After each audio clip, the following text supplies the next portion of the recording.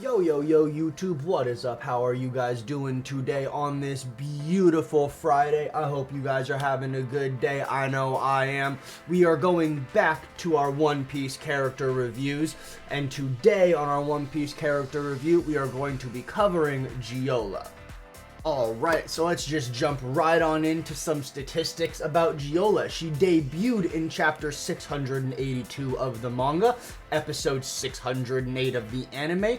She is affiliated with the Donquixote pirates, in which she is an officer. She originated from an unnamed island in the North Blue. Her residence was Spider Miles, which is a former residence. It's a port town in the North Blue where the Donquixote pirates set up headquarters in a waste processing plant around 16 years ago. And then later on, 𝙲𝚘𝚙𝚢𝚛, which is the kingdom overthrown by the Donquixote pirates, that became their new base of operation for many, many years. She is alive, but in prison. She is 61 years old. Her birthday is January 25th. She stands at 221 centimeters tall, or 7 feet 3 inches. Her blood type is S, and her Japanese voice actress is Hiroko Imori, also known for doing young Seiya from Saint Seiya, Chiaotzu from Dragon Ball, and Balm, Garobin, Kazuko, and Tadashita from Sailor Moon. Alright, we're gonna start with a little overview and then just go straight into her appearance. So, she is an officer in the Treble Army, one of the 3 factions of the Donquixote pirates. And due to her roles in the 𝙲𝚘𝚙𝚢𝚛 arc, she can be considered a supporting antagonist. Now, appearance. She is a very large woman, which is a nice way of saying fat as shit. She has a fat, weird-looking face of enlarged proportions, as we can see right here. It is a interestingly shaped face. She has a very fat and round upper body with weirdly skinny legs that don't seem to fit her body whatsoever. She has a purple dress with yellow flowers on it that gather at her knees like it has an elastic waistband or some shit, and a pink beaded necklace that look like fake pearls. She has poofy hair tied into pigtails, or at least what I think are pigtails. It looks like pigtails. One side of her hair is orange and the other side is blonde. She has very large cheekbones that make her face look wide and the biggest triple chin I have ever seen in my entire life. She has heavy ass makeup that makes her look more like a clown than Buggy, in my opinion, because Buggy at least owns the fact that he's a clown. She just looks like one. She has pink pointed glasses that don't really fit her face, but somehow fit her eyes, because her eyes are very narrow. And a younger Giolla, at the age of 45, was actually somewhat decently attractive. She also carried a massive gun at this stage. Alright, now let's hop on over to her personality. So she is very full of herself, like the fat, arrogant woman that she is. She has a habit of mishearing what her enemies say to her as compliments, when in fact they never said any of that. An example of that would be when she is fighting Brook, Nami, Chopper, and Momonosuke, and she thinks they called her Mermaid Princess, Supermodel, and Miss Universe, when in fact those words were never uttered at all by anybody. Because she's weird. She's very passionate about her art and her ability to bring it to life, like your intro-level college arts teacher who thinks her talents are world-class and that she teaches the most important class you will ever have. Her passion does cloud her judgment, seeing as how Brook got her to take away her ability that she had used on him, because he said that he wanted, as an artist, to accompany her paintings with music of his own, which he then turned around and beat her, because, like I said, stupid. She was also very cruel. She was slapping Mancherry around like a pimp named Slipback, and very clearly enjoyed doing it every second of the way. For some reason, she is the mother figure to Baby Dellinger, younger versions of Baby 5 and Buffalo. She also tried that shit with Law, but he wasn't having it because Law is an absolute G and can cinch that shit, you know?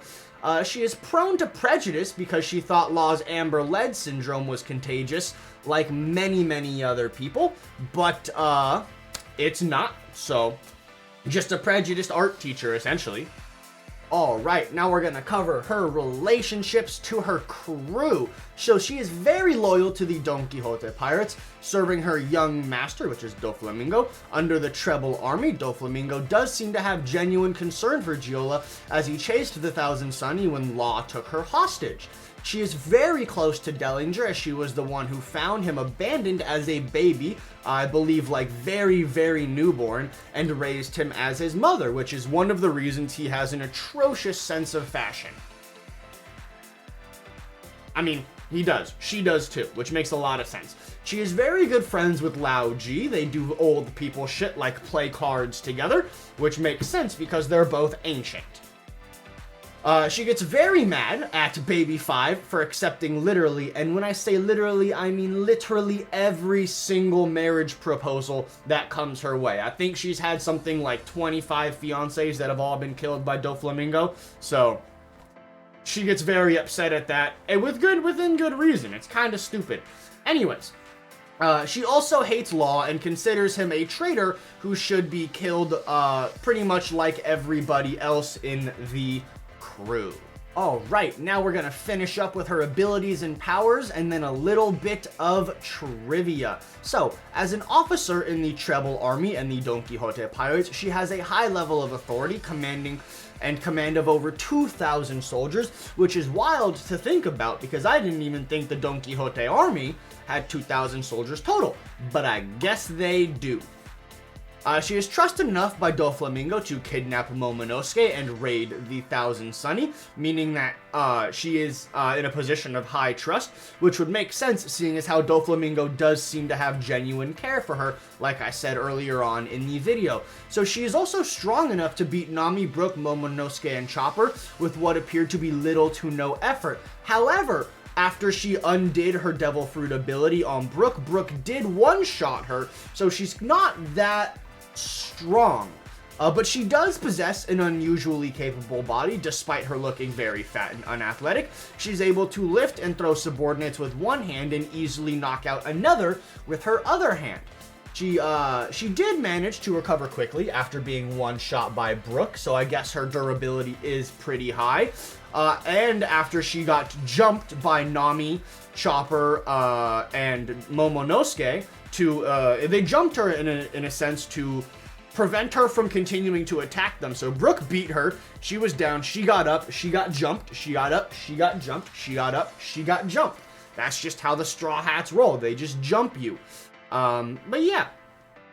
She did manage, so her Devil Fruit ability is the Art Fruit. It is a Paramecia type Devil Fruit that allows her to alter the shape of any object, including living things, into abstract and distorted art. She does this by throwing a colored cloud from her head at her target. Any weapon or vehicle hit by her head cloud thingamajiggy loses its ability to function in totality. Now, kind of speaking about her art a little bit, her art is inspired by real-world famous painters. These famous painters are Salvador Dali, Edvard Munch, and Pablo Picasso, who are three of the most well-known names in abstract art. Alright guys, that is going to be it for the video today. Thank you guys so much for watching and hanging out with me all the way till the end. It means the world to me every single time you guys do. I do this for you guys. I hope you guys like the videos I put out. If you guys could like, share, subscribe, ring the bell, it would mean the world to me as a small YouTuber trying to make a name for himself. Thank you guys so much once again for watching the video, and as always, I will see you guys in the next one. Peace.